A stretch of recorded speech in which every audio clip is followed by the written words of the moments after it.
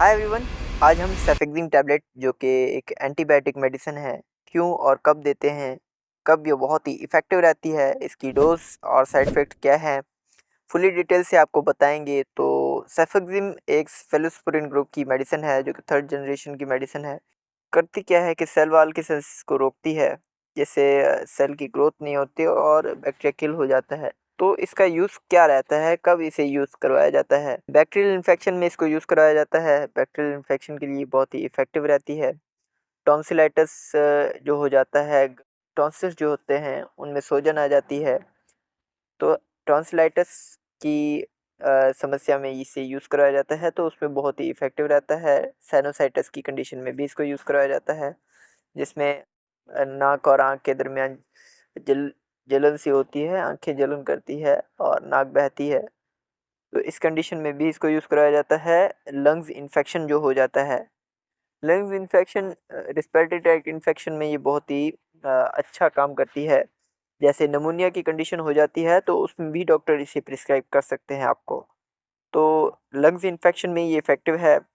Ear infection में भी ये यूज़ करवाई जाती है, जैसे कान के अंदर इन्फेक्शन हो जाता है, ओटिटाइटिस मीडिया इन्फेक्शन जिसे कहते हैं, तो उसमें भी ये यूज़ करवाई जाती है। जिसमें कान में सूजन आ जाती है, पस हो बनने लगती है, तो उसमें ये बहुत ही इफ़ेक्टिव रहती है।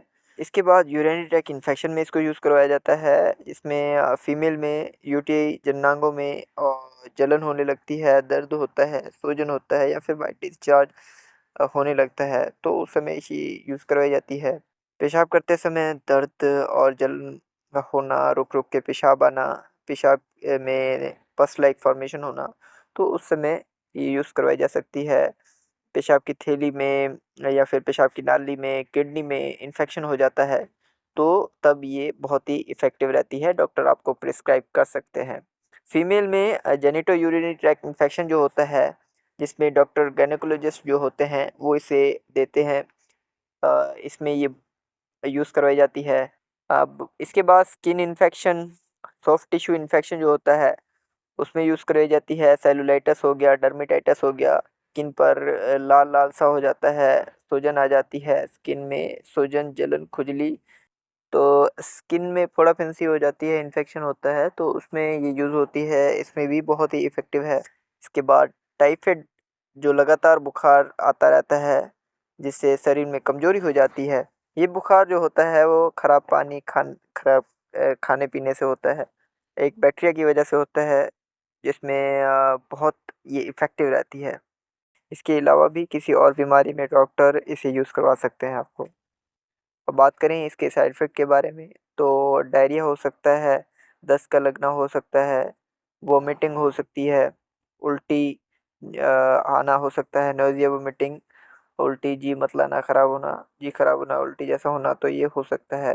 रैशेस का होना हो सकता है, चकत्ते बनना, अर्टिकेरिया जिसे कहते हैं, वो हो सकता है। आपको इसका रिएक्ट कर सकती है ये, स्वेलिंग होना फेस पे, एलर्जिक रिएक्शन जैसा हो जाता है। तो इसके अलावा भी अगर कोई साइड इफ़ेक्ट होता है, तो अपने डॉक्टर से ज़रूर कंसल्ट करें और इस टैबलेट को यूज़ करना बंद कर लें। और तो डोज़ क्या रहती है, एडल्ट डोज़ जो रहती है वो 200 mg BD सुबह शाम ली जाती है।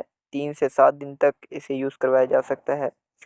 यूटीआई फीमेल में होती है, जो यूरिनरी ट्रैक्ट इन्फेक्शन या फिर टाइफाइड हो जाता है, तो उसमें 14 दिन तक भी आपको ये दी जा सकती है। ज़रूरत के हिसाब से इसे दी जाती है।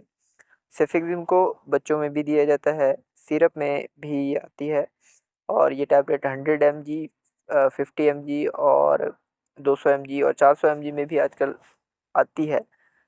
इसकी डोज जो है, जैसे आपको डॉक्टर कंसल्ट करता है उस हिसाब से ले। प्रेगनेंसी में भी सेफ़ है, जो फर्स्ट ट्राइमेस्टर है उसमें थोड़ा ध्यान से ली जाए। इसलिए प्रेगनेंसी में कोई भी मेडिसिन हो, लेने से पहले डॉक्टर की कंसल्टेशन बहुत ज़रूरी है। तो डॉक्टर से कंसल्टेशन के बाद ही इसको यूज़ किया जाए।